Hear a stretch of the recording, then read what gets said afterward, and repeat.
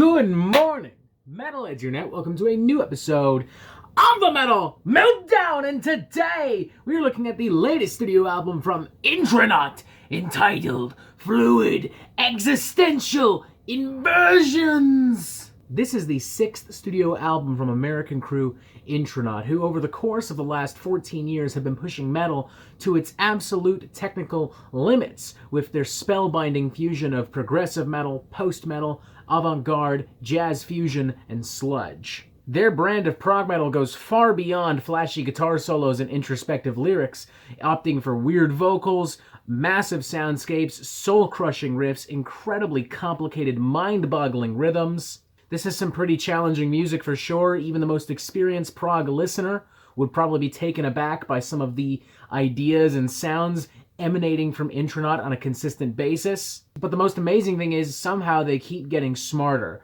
Somehow they keep getting heavier. Somehow they keep becoming better songwriters and performers with every single album. Leading up to their last release, The Direction of Last Things, which at the time I definitely saw as their most ambitious release and maybe even their best. For these reasons, I couldn't help but become even more excited upon reading a press release a few months ago regarding this new album, Fluid Existential Inversions. As singer and guitarist Sasha Denamel says here, we just wanted it to be huge in every way. More heavy, more challenging, more weird, and bigger sounding. Just the most absurdly Intronaut album we could ever come up with. That's a lot of information to absorb right away. I mean, we haven't even really started to actually talk about the album. So for these reasons, if you're more of a casual listener, more of a meat and potatoes metal kind of guy, then I would right off the bat recommend you stay as far away from this thing as possible. Because I promise you that this record, regardless of what context you listen to it in, is going to require a lot more patience than even your typical prog metal record, as it refines and expands on all of the elements that Intronaut has made so successful in the past, creating an incredibly dense and challenging record. This album isn't trying to sleep with you on the first date in the backseat of its car.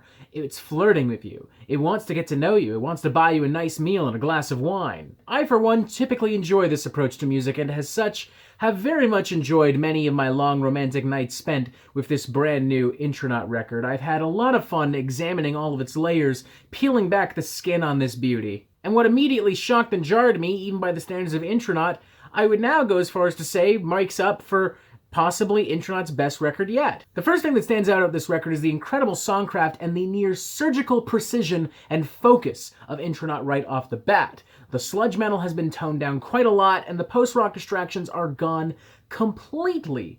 The band never dwells on an awkward moment, they never repeat themselves, and they sound more savage, more precise, and more intense than ever before consistently. Take, for instance, album opener Cubensis, which blends the progressive ideologies of Voivod and Gojira into one of the most fucked up but delicious prog metal smoothies you might taste so far this year. It swings at you like Jason with a machete, but articulates itself more like Hannibal Lecter.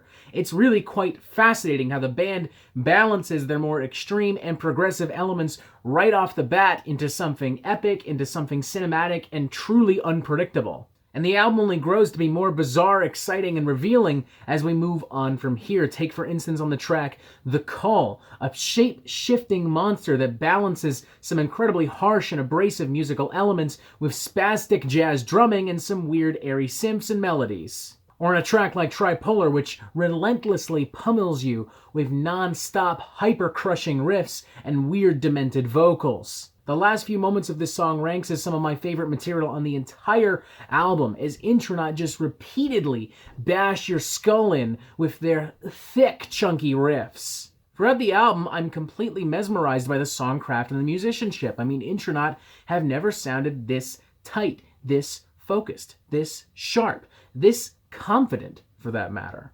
Joe Lester's bass playing is nothing short of fantastic. He stands still as maybe one of the best bassists in all of modern rock and metal, and the guitar work that Dave Timmick and Sasha are throwing out there is so imaginative, so crushing, so powerful. I do miss some of the more dynamic choruses found on Direction of Last Things. Take, for instance, the explosive hook of Fast Worms, but Sasha's vocals are still really exciting here. The melodies are really weird, and they're fascinating in how easily they mix into everything despite being objectively very weird. And mad fucking props to new drummer Alex Ruttinger as well, who delivers one of the best performances of his career here. I don't think he's an official member. I know he only played on this record, but if Intronaut is smart, they will lock this guy down for future records and future touring, because goddamn, he kills it. What else can I say, man? It's just such a goddamn good record. It retains everything that has made Intronaut such a consistently exciting and endearing band,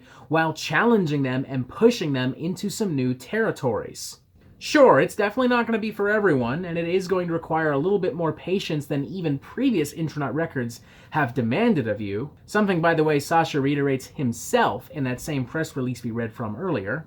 But taking that time and giving this album that patience and that understanding will maybe make for one of the most rewarding experiences you'll have listening to an album so far in 2020. With that in mind, I got no issue whatsoever giving this a 4.5 out of 5. I have no idea if this would still be on my list at the end of the year, especially since it's, fucking February, but I will say that alongside the new Kvelertak record, it stands as probably one of the most unique and exciting experiences I've had in 2020 listening to a new record. Prog nerds are going to love the hell out of this. Fans of previous Intronaut records are going to love the hell out of this.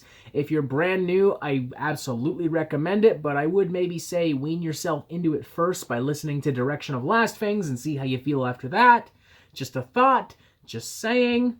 Beyond excited to see what kind of road this paves for Intronaut going forward, particularly if we can expect to see more of Alex in this band, which I'm seriously hoping for. I know Alex is busy right now as the touring drummer for Whitechapel, and objectively speaking, it would probably be better for him as a career musician to be with Whitechapel, the objectively busier band, the objectively bigger band, but hey, this would be way more goddamn fun. 4.5 out of 5, a seriously incredible record. I don't know how the hell Intronaut are going to top this in a few years, but hey, I was saying the same thing when Direction of Last Things came out, and here we are now singing this thing's praises, so I guess we'll just cross that bridge when we get there. And that is it for the Metal Meltdown. I'm not an expert, nor do I claim to be, so what do you think? Do you like this record? Do you not like this record? And what do you want to hear from me next? And thank you for watching. Make sure you press subscribe so you get updates on the Metal Meltdown fucking immediately, and you have yourself a fantastic fucking day.